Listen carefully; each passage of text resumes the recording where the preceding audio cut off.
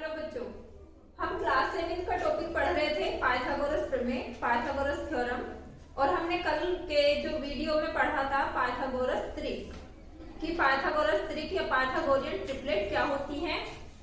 और एक्सरसाइज कर रहे थे हम 5A के हम 4 क्वेश्चन कर चुके थे। आज हम करेंगे 5A का 5th क्वेश्चन। क्वेश्चन हमारा क्या है, उसकी फिगर मैंने ड्रॉ कर दी है कि एक आयत है, आयत रेक्टेंगल इंग्लिश में बोलते हैं, आयत एबीसीडी में विकर्ण। एबीसीडी एक आयत है एबीसीडी जिसका विकर्ण क्या है, विकर्ण CA 20 सेंटीमीटर 20 सेंटीमीटर है और AB जो आयत की भुजा है वो कितनी है, 16 सेंटीमीटर है। BC की लंबाई हमें बतानी है। अब इसमें पहले तो 2-3 टर्म आई है, 2-3 चीजें आई हैं। सबसे पहले तो ये आकृति क्या है, हमारी आयत है, रेक्टेंगल है। अब रेक्टेंगल क्या चीज होती है उसे हम एक बार जान लेते हैं। रेक्टेंगल एक ऐसी आकृति होती है, एक ऐसा चतुर्भुज होता है, चतुर्भुज यानी कि जिसमें 4 भुजाएं होती हैं, उसमें आयत क्या है, एक चतुर्भुज है, एक प्रकार का चतुर्भुज है जिसके चारों कोण क्या होते हैं, 90-90 डिग्री के होते हैं। चारों कोण हमारे 90 डिग्री के यानी कि समकोण होते हैं और राइट एंगल्स होते हैं। तो ये एक ऐसी आकृति है जिसके कोण क्या है, 90-90 डिग्री के कोण हैं। दूसरा इसमें वर्ड आया विकर्ण। विकर्ण क्या होता है, हम समकोण त्रिभुज पढ़ रहे थे। समकोण त्रिभुज में ये वाली जो भुजा होती है इसे हम क्या कहते हैं, कर्ण कहते हैं। इस तरह से चतुर्भुज के किन्हीं तो अपोजिट सिरों को मिलाने वाली जो रेखा होती है वो हमारी क्या कहलाती है, विकर्ण कहलाती है। वो हमारी क्या होती है, विकर्ण होती है। तो क्वेश्चन में क्या दिया है कि एक एबीसीडी रेक्टेंगल है, एक एबीसीडी आयत है और उस आयत का जो विकर्ण है AC वो कितना है, 20 सेंटीमीटर है। उसमें एक भुजा दी हुई है 16 सेंटीमीटर और दूसरी भुजा हमें निकालनी है। तो इसकी लंबाई हम कैसे निकालेंगे, हम पढ़ रहे हैं पाइथागोरस थ्योरम। और पाइथागोरस थ्योरम हमारी किस में लगती है, वो हमारी लगती है राइट एंगल ट्रायंगल में या समकोण त्रिभुज में। ऐसे त्रिभुज में जिसका एक कोण क्या होता है, 90 डिग्री का होता है। हमने कई क्वेश्चन कर लिए थे कि ये जो रेखा होती है इस त्रिभुज की, इसे हम कहते हैं लंब, और ये वाली जो रेखा होती है इसे कहते हैं आधार, और ये जो होता है इसे कहते हैं हम कर्ण। अगर हमारे पास दो रेखाओं की नाप है, उसमें से चाहे कर्ण हो या लंब हो, कर्ण हो या लंब हो, लंब या आधार हो, अगर 2 रेखाओं की नाप हमारे पास है तो तीसरी रेखा की नाप हम निकाल लेते हैं। अब हम इसे क्या करते हैं कि हम इसे एक पूरा आयत ना मानकर, इसे पूरे एक आयत की तरह से ना देखकर हम इसे कैसे देखते हैं, एक समकोण त्रिभुज के जैसे देखते हैं। इस आकृति को हम कैसे देखेंगे, एक समकोण त्रिभुज के जैसे देखेंगे। यानी कि एक त्रिभुज है ABC जिसमें हमें कर्ण पता है, हमें आधार पता है और हमें क्या निकालना है, लंब को निकालना है। हमें इसका लंब ज्ञात करना है। इसका फॉर्मूला क्या होता है, पाइथागोरस थ्योरम क्या होती है हमारी, कर्ण का वर्ग बराबर आधार का वर्ग प्लस लंब का वर्ग। हमें कर्ण पता है 20 सेंटीमीटर दिया हुआ है, तो ये हो जाएगा हमारा 20 का स्क्वायर, और आधार हमारा दे रखा है 16, ये हो जाएगा 16 का स्क्वायर प्लस लंब का स्क्वायर। लंब हमें पता नहीं है, लंब हमें निकालना है, इसलिए हमने ऐसे ही लिख लिया। अब लंब का स्क्वायर बराबर क्या हो जाएगा, लंब का स्क्वायर बराबर हो जाएगा 20 का स्क्वायर 400, 20 का स्क्वायर होता है हमारा 400। और हमें पता है कि जब कोई चीज जैसे लंब में 16 का स्क्वायर इधर जुड़ रहा है, तो जब ये बराबर से दूसरी साइड जाती है, जुड़ने वाली जो चीज होती है वो बराबर से दूसरी साइड जाके क्या हो जाती है, घट जाती है। चिन्ह परिवर्तित हो जाते हैं, घटने वाली चीज बराबर के दूसरी साइड जाके जुड़ जाती है और जुड़ने वाली चीज घट जाती है। तो 20 का स्क्वायर तो 400 और 16 का स्क्वायर जो जुड़ रहा हट जाएगा और 16 का स्क्वायर होता है हमारा 256। कैसे स्क्वायर कैसे निकालते हैं? जो संख्या होती है उसका उसी से गुणा करने पर हमें उसका वर्ग या स्क्वायर मिल जाता है। तो यहाँ ये मुझे मेमोराइज है, मुझे याद है, तो 16 का स्क्वायर हमारा 256 हो गया। 400 में से हम 256 माइनस करेंगे तो कितना बचेगा? 0 में से 6 गया 4, 9 में से 5 गया तो बचा 4 और 3 में से 2 गया, यहाँ बच गया 1। ये हमारे पास बचा कितना? 144। ये क्या है? 144 लंब का वर्ग है। ये है लंब का वर्ग और हमें सिर्फ लंब निकालना है, उसका वर्ग नहीं पता करना। तो लंब हमारा क्या हो जाएगा?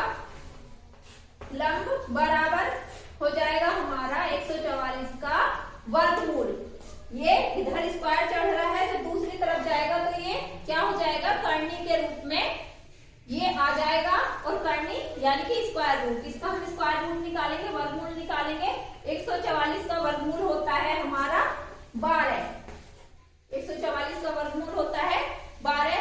मैंने डायरेक्ट लिख दिया, लेकिन जब ये निकालेंगे कैसे? वर्गमूल निकालते कैसे हैं? वर्गमूल हम दो तरीके से निकालते हैं, एक तो भाग विधि के द्वारा और एक गुणनखंड विधि के द्वारा। इसे गुणनखंड विधि से कैसे निकालेंगे? किस तरह से इसके गुणनखंड करते हैं? 144 ये हमारे पास संख्या है, हम इसे काटना शुरू करते हैं, चेक करते हैं कि 2 से संख्या कट जाएगी या नहीं कट जाएगी। हम इसके अभाज्य गुणनखंड करते हैं, फैक्टर्स करते हैं। तो इसके फैक्टर कैसे पता करेंगे? हम देखेंगे लास्ट में संख्या के क्या है? 4 है, तो ये 2 से हमारी डिवाइड हो जाएगी। 2 सत्ते 14, 2 दूनी 4। ये मैंने बोल दिया कि 4 है लास्ट में तो 2 से डिवाइड हो जाएगी। कैसे? ये एक रूल होता है, ये एक जांच करने का तरीका होता है। अगर संख्या हमारी सम संख्या है तो वो 2 से डिवाइड हो जाती है। सम संख्या यानी कि जिसके लास्ट में 0 हो, 2 हो, 4 हो, 6 हो, 8 हो। अगर ऐसी कोई संख्या है जिसके लास्ट के अंक ये हैं 0, 2, 4, 6 या 8, तो वो संख्या हमारी कैसी होती है? सम संख्या होती है, 2 से कटने वाली संख्या होती है। तो ये इसके लास्ट में 4 था तो ये 2 से कट गई। फिर से लास्ट में क्या है? 2 है, तो 72 भी 2 से कट जाएगी। 2 तिया 6 और यहाँ हो जाएगा 12, 2 छक 12। फिर 36 ये भी 2 से कट जाएगी। 18 बार कटेगी, 18 दूनी 36, 2 ना 18। अब क्या आ गया? 3। 3 2 से नहीं कटता, अब इसे हम देखेंगे 3 से कट जाएगा। 3 तिया 9, 3 का 3। अब हमें 144 के गुणनखंड क्या मिल गए? 144 के गुणनखंड मिल गए हमें, यह हो गया हमारा अंडर रूट के अंदर 2 गुणा 2 गुणा 2 गुणा 2 3 गुणा 3।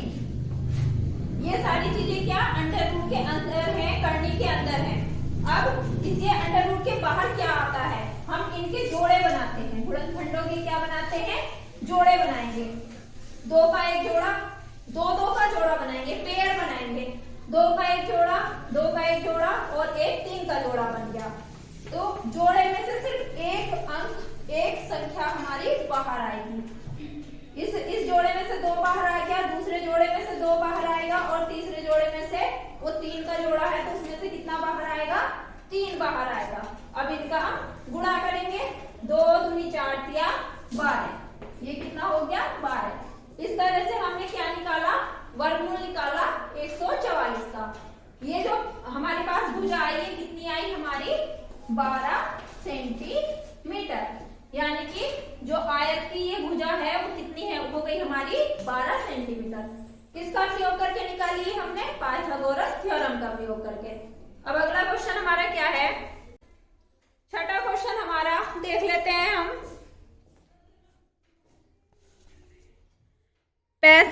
65 डेसीमीटर लंबी सीढ़ी को दीवार से 25 डेसीमीटर हटाकर लगाया गया है। दीवार के आधार से सीढ़ी के ऊपरी सिरे की ऊंचाई ज्ञात कीजिए। सबसे पहले तो हमें फिगर ड्रॉ करनी है। इसमें क्या है? फिगर में जो बात, इस क्वेश्चन में जो बात कही गई है वो क्या है कि सीढ़ी के बारे में बताया गया है कि एक सीढ़ी, ये है एक दीवार, ये है दीवार है एक, दीवार से क्या लगाई गई है, सीढ़ी लगाई गई है। सीढ़ी हमें पता है सबको किस तरह से लगाते हैं हम सीढ़ी, दीवार से जब हम टिकाते हैं सीढ़ी कुछ इस तरह से खड़ी करते हैं। ये इस दीवार से क्या लगाई गई है, एक सीढ़ी लगाई गई है। सीढ़ी की लंबाई दी गई है 65 डेसीमीटर लंबी। सीढ़ी की लंबाई कितनी है, 65 डेसीमीटर लंबी सीढ़ी है। और कैसे लगाई गई है, दीवार से 25 डेसीमीटर हटाकर लगाई गई है। जो ये दीवार है, दीवार से और सीढ़ी के बीच की दूरी कितनी है, 25 डेसीमीटर है। ये वाली जो दूरी है वो कितनी है, 25 डेसीमीटर। क्वेश्चन में डिमांड क्या है कि दीवार के आधार से, दीवार के आधार से, आधार यानी कि जहां दीवार खड़ी है, दीवार के आधार से सीढ़ी के ऊपरी सिरे की ऊंचाई ज्ञात कीजिए। सीढ़ी का ऊपरी सिरा कौन सा है, ये सिरा है जहां दीवार पर सीढ़ी टिकी हुई है। ये ऊंचाई हमें क्या करनी है, ज्ञात करनी है। ये ऊंचाई हमें बतानी है। फिर से हम क्या देख रहे हैं फिगर में कि हमारी फिगर में एक समकोण त्रिभुज बनता हुआ नजर आ रहा है। राइट एंगल ट्राइंगल बन गया, यानी कि ये क्या है, राइट एंगल ट्राइंगल की शेप बन गई है। यानी कि जो सीढ़ी है वो क्या है, त्रिभुज का कर्ण है। और ये जो दीवार से सीढ़ी की दूरी है वो क्या है, आधार है। और हमें ऊंचाई बतानी है, हमें लंब बताना है।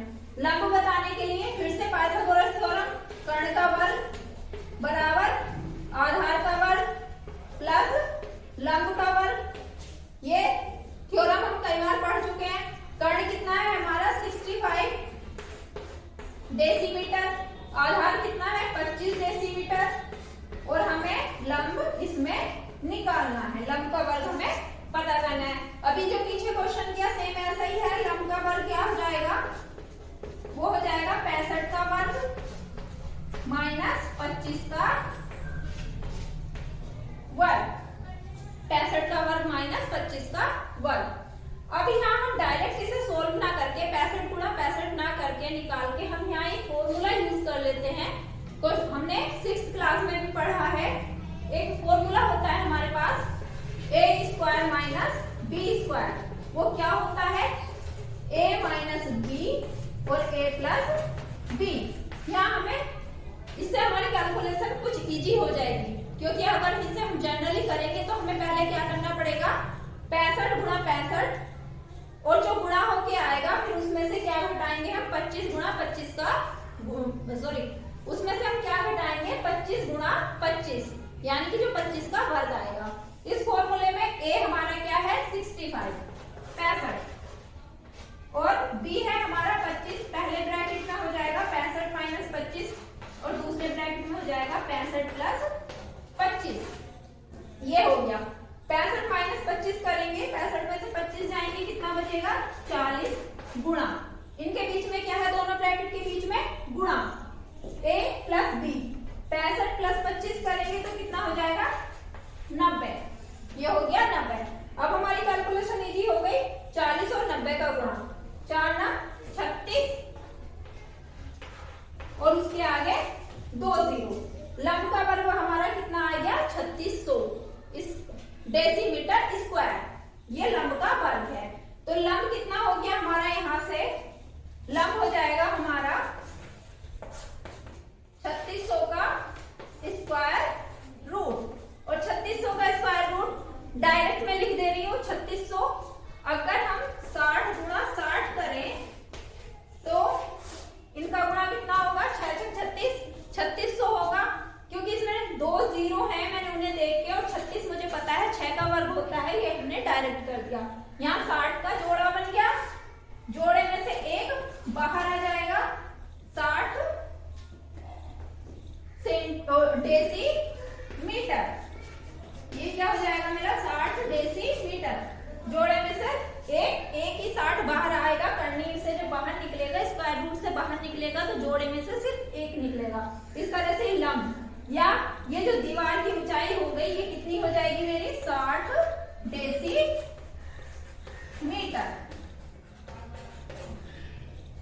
इस तरह से पाइथागोरस प्रमेय खंबे का यूज किया जाता है ऊंचाई निकालने के लिए। इसका एक्सरसाइज का 7th क्वेश्चन क्या है? 7th क्वेश्चन पढ़ के मैं सिर्फ फिगर बनाऊंगी और इसे स्टूडेंट खुद करेंगे। क्वेश्चन है 26 मीटर लंबा एक तार है, उसका एक सिरा 24 मीटर ऊंचे खंबे के ऊपरी सिरे से बंधा है और दूसरा सिरा जमीन में गड़ा है। जमीन पर खंबे और तार के निचले सिरे के बीच की दूरी ज्ञात कीजिए।